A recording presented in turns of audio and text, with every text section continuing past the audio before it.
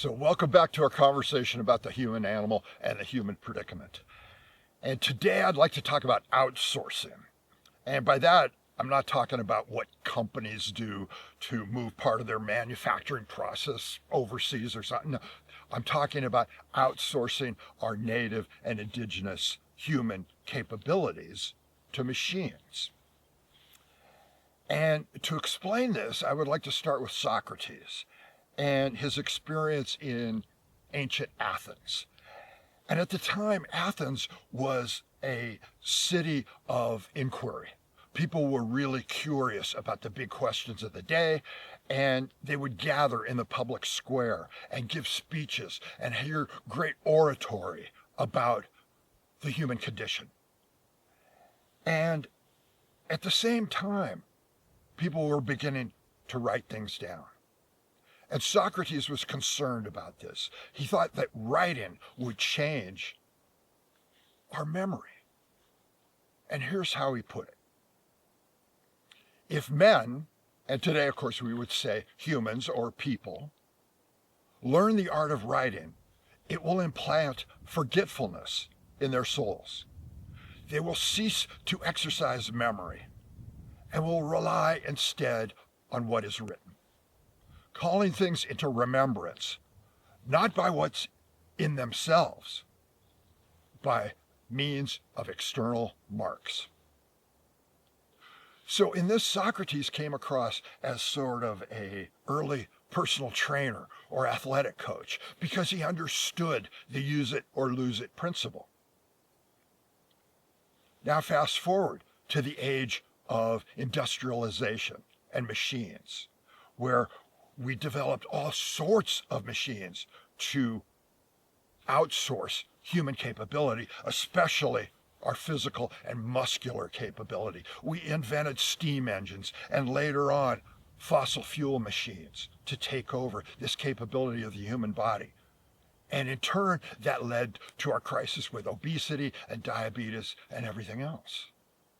But that was just the beginning, because it wasn't just the big muscles of the body that we outsourced to machines. It was also things like chewing.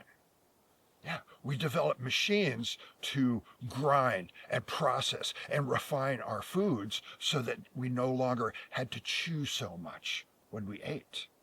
And that led to a host of afflictions, including changes to the shape of the jaw and the mouth and the teeth and the nasal cavities.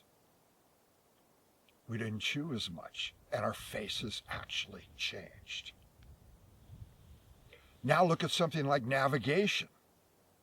You might remember the stories of the great Polynesian navigators who used to cross vast stretches of the Pacific Ocean in canoes, relying only on their innate and indigenous physical capabilities. They had no maps, no compass, no sextant, no GPS. These are things that humans can do and have done for thousands of years. But now, when we walk around like this, we don't pay attention to the world at all. And this brings us to AI.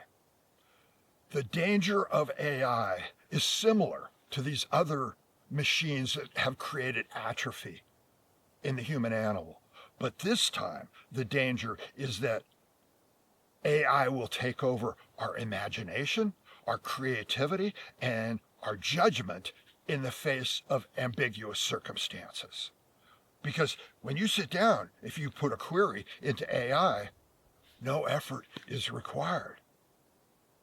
No imagination is required. We no longer need to exercise our creativity, and in turn, that will atrophy. And this is something that Socrates would have recognized instantly.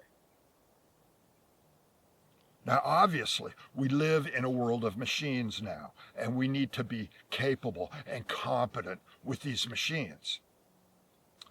But my suggestion here is that we remain skeptical and cautious with these machines and redouble our efforts to maintain our human capabilities.